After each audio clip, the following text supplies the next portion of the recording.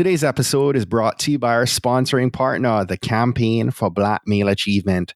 CBMA is a national membership network that's built a vibrant community of over 5,700 members and more than 2,700 organizations that's been working together over the past decade to build beloved communities across America where Black men and boys are healthy, thriving, and enabled to achieve their fullest potential. If you're interested in learning more, hop on over right now to tbpod.com/partners and consider joining the membership or donating to help them scale the impact of this growing field of Black male achievement. You're listening to the Trailblazers.fm podcast, where we'll explore the stories of today's successful Black professionals, entrepreneurs, and leaders. Join us to access the knowledge, resources, and tools of these accomplished professionals and come away with the know-how, confidence, and motivation you'll need to blaze your trail. And now, here's your host, Stephen A. Hart. Hello and welcome to an all-new episode of the Trailblazers podcast. This is the last week in our September series featuring and celebrating Black male achievement. Whoever's listened to all of these episodes with me and you're loving all of it, I want you to shoot me a tweet or maybe hit me up on Instagram in the DMs right now. Our handle on both Twitter and the gram is at TBPod. You can also find me at Stephen A. Hart. Let me know that you're loving this month's episodes and how it has impacted you. Today, we're having a conversation with a very special past guest of the podcast, Dr. Pamela Jolly of Torch Enterprises. And joining her are two amazing brothers, Mr. Christopher Rutherford and Mr. Richard Grundy. I know some of you might have missed our initial conversation that Dr. Jolly and I shared. So I asked CBMA's CEO, Mr. Sean Dove, to help me introduce Dr. Jolly. Sean, tell us a little bit about Dr. Pamela Jolly. Wow, Dr. Pamela Jolly. Stephen, I first met Dr. Pamela Jolly at a conference in Omaha, Nebraska in September 2014, and first heard her talk about the narrow road and building legacy wealth and building wealth our way. And she has changed my life. Got her book, just started tweeting with her. And at the time, we were negotiating the spinoff of the Campaign for Black Male Achievement out of the Open Society Foundations, but I knew that I had to work with her. Fast forward 4 years later, we had launched together the Detroit Black Male Equity Initiative. This is a woman that will tell you that she loves three things: God, business, and Black people, in that order. And she is really about raising standards, right? And sometimes when the phone is ringing and I see it's Pamela Jolly, I said, I'm not ready for this call because my standards are not there yet. Let me get my standards up so I can answer the call. Seriously, she has just been a friend, a partner, a mentor, and helping for me and the CBMA network to think about business, to think about building wealth and generational wealth. And she got more degrees in the thermometer, but her heart is as huge as this nation. And so I'm just thrilled to call her a friend and a partner. Thank you so much for that intro, Sean. Let's go ahead and grab a pad and pen, or you can open your favorite note-taking app and let's dive in and receive today's mission fuel from our Trailblazer panel of Dr. Pamela Jolly, Christopher Rutherford, and Richard Grundy.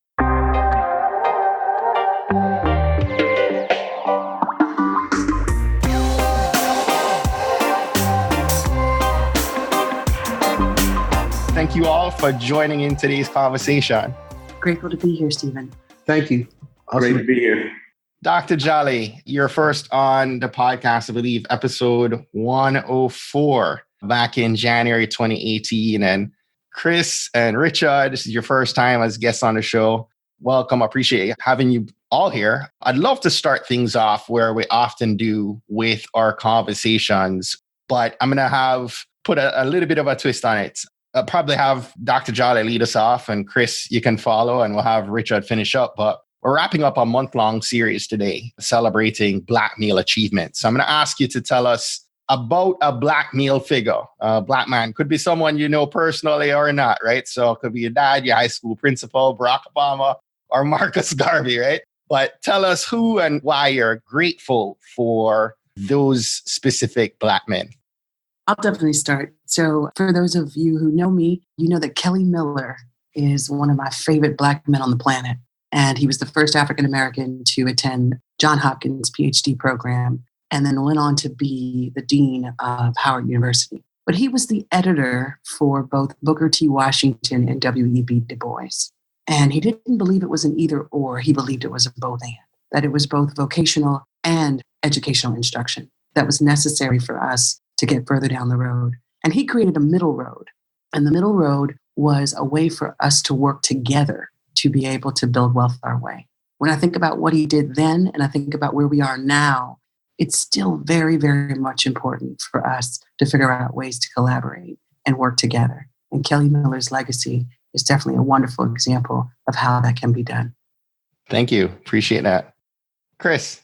For me, outside of, I guess, the men in my family who were just mostly good men that worked hard to take care of their family and teach us and give us a work ethic, as far as my brothers and I and my cousins, in terms of public figures, it would have to be Marcus Garvey. He was the first person to really, and I read things about Marcus Garvey like when I was in the 9th grade, and understanding his philosophies were the underpinnings of Black nationalism in this country. In a lot of ways, it has informed who I am, how I proceed through my work, with understanding of how do we elevate and change the African-American community. So I would have to say, Marcus Garvey has informed, and then after that, it would have to be Malcolm X, but a host of others. After being introduced to Kelly Miller by Dr. Jolly, he's rising up the popularity poll in my book as well, because that was just phenomenal to learn about. Appreciate that. And Richard. I'm going to go new school a little bit, and I'm going to lift up the man that campaigned for Black male achievement, Sean Dove. The reason for that is because when I just started this work probably like 4 years ago, I think.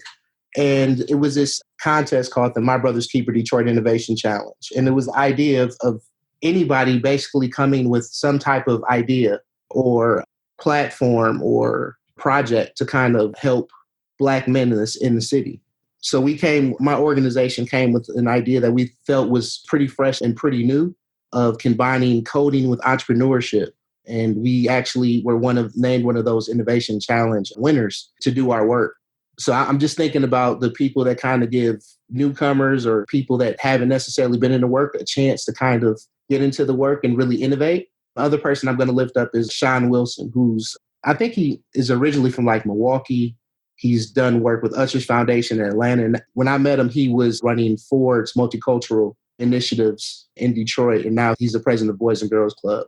But he also gave me an opportunity to do something that I really didn't know how to do. But it was an idea I had of running an entrepreneurship program with youth and incorporating technology into it. And he was able to just sit down with us, with our team, because the entire team, of course, we had done coding instruction, but no entrepreneurship instruction. And he sat down with us and said, let's figure it out. I'm excited about the idea, and just supported the idea from then on. After that, I just kind of started to watch him and watch how he treats everybody with respect, even with the amount of influence that he has and still holds, how he treats everybody. So it really gave me lessons on how to be a leader, how to carry myself, but also, just innovating and really reaching high, but also keeping a high level of execution while you're doing that and moving fast. So appreciate that. This is all gems right here. Great start. So Dr. Jolly and I have had a conversation on this podcast. Again, I'm a reference episode 104 for those of you listening to her for the first time. You want to go back and check that out. But I'll still have you, Dr. Jolly, as well as Richard and Chris, just take a quick minute and give us a minute or two, right? Tell us a little bit about you and your background and what's driving you in the work that you're doing right now. Thanks again. It's hard to believe for 15 years I've been working in the world of legacy and wealth in the African American community. And so grateful to be able to do it. And about 4 years ago, actually 5 years ago now, because it was the year my father passed away, I met Sean Dove in Omaha with another collaborator of mine, Willie Barney. And I was keynoting his conference. And we just connected right away. And he bought my book. And as you know, anyone who knows Sean Dove, he's the master at tweeting, and I'm not. And so he would tweet out my book. And I finally figured out with a millennial how to directly respond to him and not the whole world. And that really allowed us to connect. And, Sean Dove and the Campaign for Black Male Achievement are 10 years in this beautiful work. And so he has a really sharp, clear view on the pulse of what Black men need to really achieve. And we both concluded that expanding that narrative to include wealth was definitely something we could do together. And so that's how the Black Male Achievement, the Black Male Equity Initiative was birthed. I had a curriculum based on interviewing over 3,900 African American men, but it was really merging, what he saw was needed and what I have seen as well into one really succinct program, and then placing it in Detroit, a place where CBMA has worked extensively for quite some time. Thank you. Chris. Yeah, so with regard to the Black Male Equity Initiative, and what brings me to that piece of my work, working with Black males, I've been involved in the Black Male Achievement space. As Sean Dove says, it's nothing new. So for me, it's been at least since 1989 as a teacher, educator, mentor, worked in politics, involved in student activism on campus when I was at college. But particularly what brings me to the Black Male Equity Initiative was CBMA, quite honestly, and was asked by Sean to lead this effort. And at first I was skeptical and like, we're going to bring Black men together to openly talk about our money problems. Like, no brother's going to admit that he's not handling his business, right? With a group of other Black men, we just don't talk that openly about stuff, unfortunately, right? So at first I was a little skeptical how this would go and how this would work, but really also understanding and realizing because of my history in working in the African American community, that this is one of our greatest sticking points, right? How do we get to the point of creating long-term sustainable wealth and not these fits and starts that we keep going through as a people where we obtain and then we lose and then we obtain and then we lose. And so I became really intrigued in terms of almost like an experiment. I guess it has been kind of an experiment for all of us as to where this would go. And as time progressed, I just began to really look deeper and deeper into what this really meant and what it could mean for not only Detroit, but for other cities as well. So I've been really excited about pursuing this portion of the work. I appreciate that. Richard, tell us a little bit about your background before we get a little bit deeper. Yeah, so my background is I started a nonprofit about 4 years ago called Journey with a couple co-founders. The idea was to train people of underserved communities in coding and entrepreneurship. I'm kind of a person that kind of went through that process. I was a career changer, entered the workforce in 2008 in Detroit. So it was like a triple tough time. And I was in sales and marketing. So I just kind of wanted a skill set that I owned that nobody could take away from me, where I could generate income pretty easily. So I moved to New York, went to the coding boot camp, and it just blew my mind on how it showed us how to create things, more so than just coding, right? Being able to be a creator and really own your path or your life. It was a different level of freedom. So I worked in New York probably for about a year and a half, but the Detroit that I left in 2010, I spent some years in Atlanta, but the Detroit I worked in 2010, I was thinking like if the people back home knew about this, the sky would be the limit. So moved back, started Journey, and have been working with young Black males ever since. The first grant that we ever had was from the Campaign for Black Male Achievement. So they hold a high spot in my heart already because they gave us our first opportunity to kind of run our program and then continue to expand it. So I already had good relationships there, and yeah. Good stuff. So Dr. Jolly, I'm going to bring you back because I'd love to maybe have us talk about, and if you want to expand any more on the Black Male Equity Initiative, but I know your heart, your passion, your purpose is legacy wealth, right? So bringing that into the Black Male Equity Initiative, what was your thoughts around the target, the avatar, if you will, right? We know this was designed for Black men, but who are the ideal participants for the program, and kind of what were you and Sean thinking as sort of an end goal for this cohort, this initial one in Detroit? Yeah, so the Black Male Equity Initiative's programming is all based on the narrow road. And so it's a custom tailored curricula specifically for Black men. And it stems on, the core primary finding of my research was that it takes 3 generations to build legacy wealth and only 1 generation to lose it. And so when looking at the target, it was important that the cohort was cross-generational. It also had to be cross socioeconomic levels. So we had both accredited investors and non-accredited investors. We had to have different income levels because it had to be relevant not just for one segment of our Black male community, for all segments of our Black male community. So the desire is to create a brotherhood of Black men that are committed to wealth, recognizing that there are brotherhoods of Black men across the country, whether it's your fraternities, the 100 Black men, your church membership groups, your not-for-profit groups. But this is a group that could benefit all the groups that each man is a part of because it's focused specifically on wealth creation and equity, looking at it from 4 different perspectives: legacy, your cultural equity; genius, really, which is your intellectual equity; your finances, which is your human equity; and then our community, which is your social equity. So once you have a stronger understanding of equity, which is really wealth stored up, you can be a wealth builder because you recognize the wealth within yourself. I love that. So, Chris, I'm going to bring you into the fold.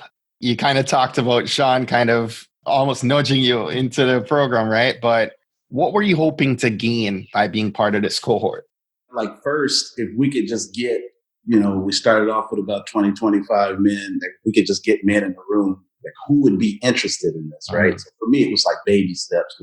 As I said, I was skeptical in the beginning that we could even bring men together. And we kind of, we first targeted men, and then we kind of did an all call of who we were trying to invite into the room, and just really humbled by the brothers that did show up at our request, because we didn't know a lot about it, right? We couldn't explain exactly what this journey would be on. It was mostly like, come and trust us, right? And even I couldn't really in-depth explain, except that we were going to do a deep journey into wealth and equity. And of course, there's, in any city, there's a lot of people who talk about how to build wealth, right? But the thing that really sold me on this is it's not just how to build wealth for yourself, right? We see all kinds of self-help books and documentaries and anything, turn on PBS even, there's self-help stuff out there.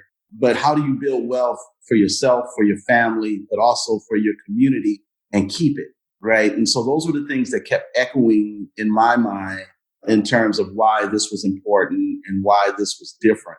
And so even in the very beginning, I think what really, there was this touch on these historic people, and being such a sort of a novice historian, I'm always thinking that if we don't start with our historical context, I even created some programs for youth that says you have to start with the historical context and move forward. And what really sold me was like the first introductions of the meetings that we had, the first phone call, when we did this historical analysis of who we were as a people with a lens toward equity, wealth, and capital, and not just from a simple historical context, but, how wealth is built in this country, how it applies to us, and what we need to do to move forward. I think that had me hook, line, and sinker. After that first meeting, I'm going, okay, this is going to be all right. And I almost wish I had invited some other people to it, because I was like, I knew some people that were like deep around, really wanting to be a part of it. But we really didn't know, I was open, I read Dr. Jolly's history. I knew she was a very thorough and capable scholar, and just had the passion to lead us through this work, but, didn't have any great expectations going in until we had our first meeting. Mm.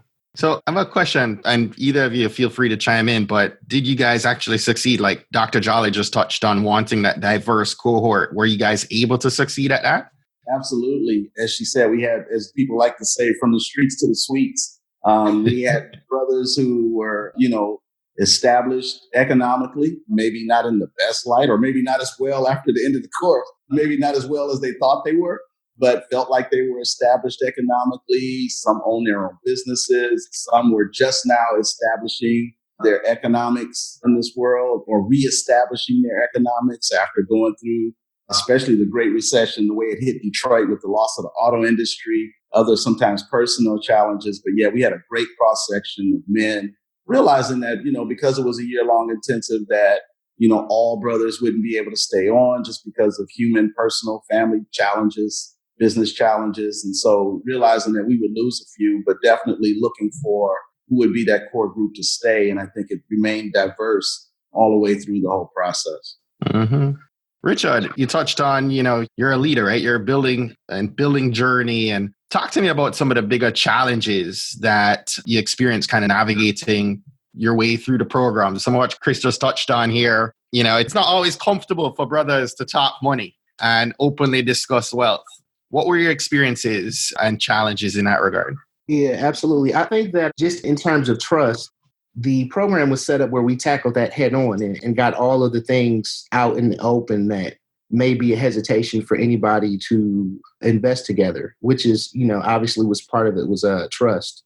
I think that was probably the only challenge that we probably would have had, but obviously it's kind of hard getting so many people together at the same time. We had a Facebook group where we were able to connect with each other. People had different events where we would connect one off. For me, and it's not a challenge, but I think that the one-on-one with Dr. Jolly, and I kind of, even before the cohort, people told me how dynamic of a person Dr. Jolly was as I was filling out the application and why it was important to kind of apply. So that was, I don't know if that settled everybody else, but that settled me as far as how to prioritize this among other things that I had going on. I think, just that time commitment was probably the only thing. And then we had homework as well, right? So it's not just meeting once a quarter, but it's 2 calls a month. Scheduling that when you're a busy person is definitely not easy, but you just got to figure out how to prioritize it and just going at things with a good mindset too. And it's funny because all the things that I'm mentioning was addressed in the program as far as the growth mindset, things like that. So important, right? Like mindset is everything. I was having this discussion last week. It's a constant theme, even for me on this podcast, having interviewed over 150 people. I can tell you the common thread with success has a lot to do with mindset and taking action, once you have that clear vision and that positive outlook, kind of what you hope to accomplish, right? Yeah. As I say that, what did success look like for you coming in and how did that change kind of coming out of it, right? For sure. So just the name of the program, right, or the way it's described, building wealth. Whoever's not wealthy, who's not going to sign up for that or be interested in something like that, right? Again, I mentioned earlier that I was someone who came into the workforce during the recession. So I came in when all of the retirement was changing, benefits were changing, all of that, everything that was sold to us during college, all of those things were pretty much wiped out. As I started to advance in my career, I kind of knew I'm a social entrepreneur more than anything. I'm not going to have a retirement, right? So it was very important for me to kind of look at ways that I could build it. So it was right up my alley.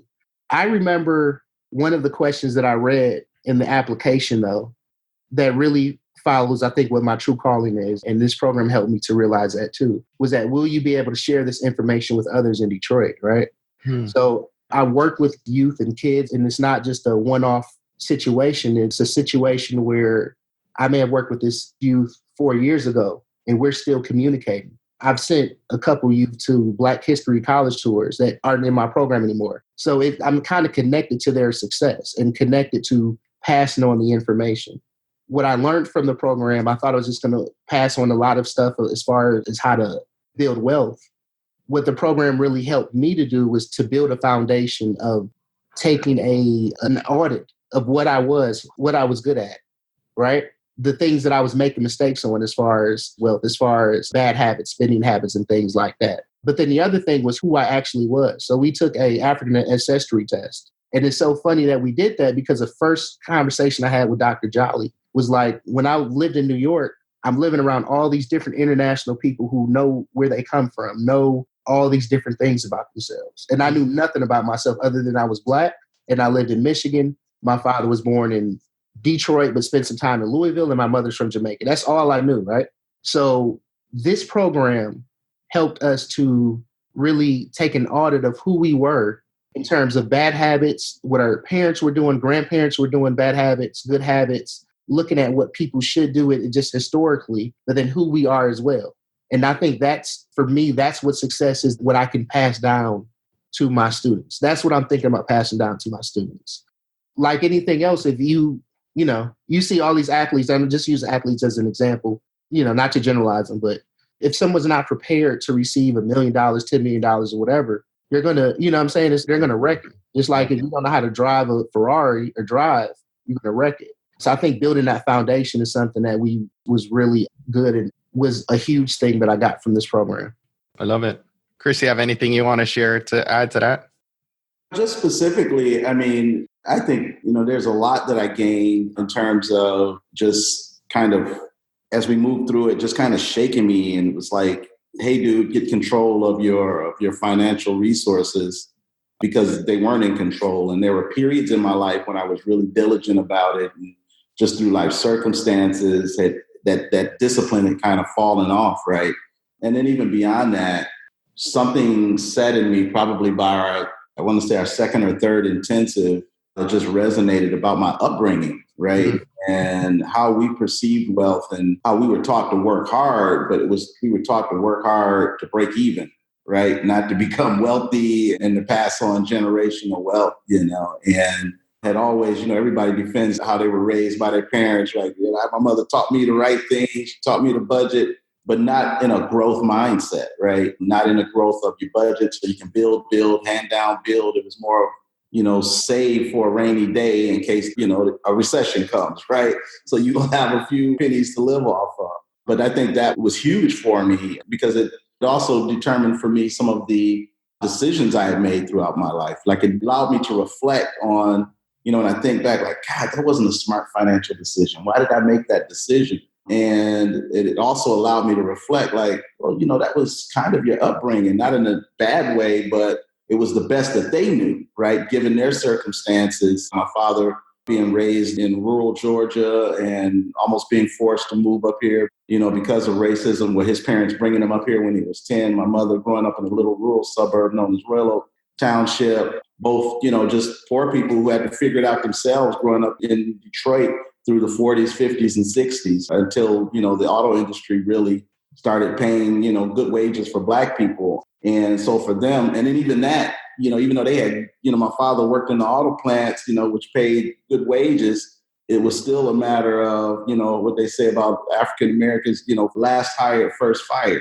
So it was always still never certainty about where, our economic resources would come from. So it was just work as hard as you can, prove yourself efficient, so that, you don't get axed when it's time for the company to downsize. But it was never about this belief that you could take this, build upon it. The hope was a good education would, allow you to make that extra money or not have to work so hard. But the truth is that, as some people say, it's not how much you make, it's how much you keep. And so, like, you can have a good education, as he alluded to, get $1 million, but if you don't know what to do with it, it's gone as fast as it came. So I think some of those pieces were really what resonated with me the most, right? It was that internal growth. I mean, we've all been taught how to do budgets, most of us anyway. Sticking to budget is a different discipline, but nevertheless, these things, you've heard these things, you see these things, but actually getting to the point where you practice them, and not, like I said, just to get to a point where, well, I've saved some money. No, I've saved wealth for my daughter, right? So that was the most important thing. My daughter came to me with a business idea that was a little more complicated than any business idea I ever had.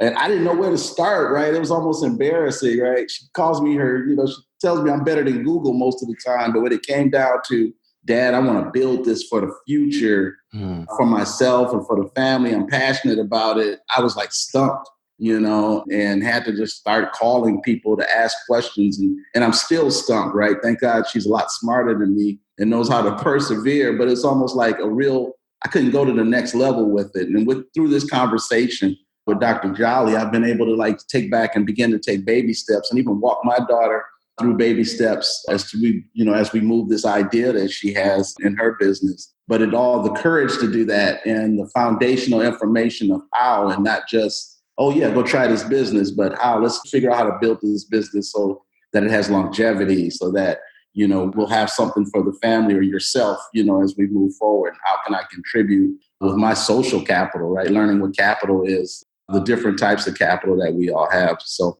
those are some of there's been many takeaways, but I think the deeper part was a revelation of how I view money based on my upbringing.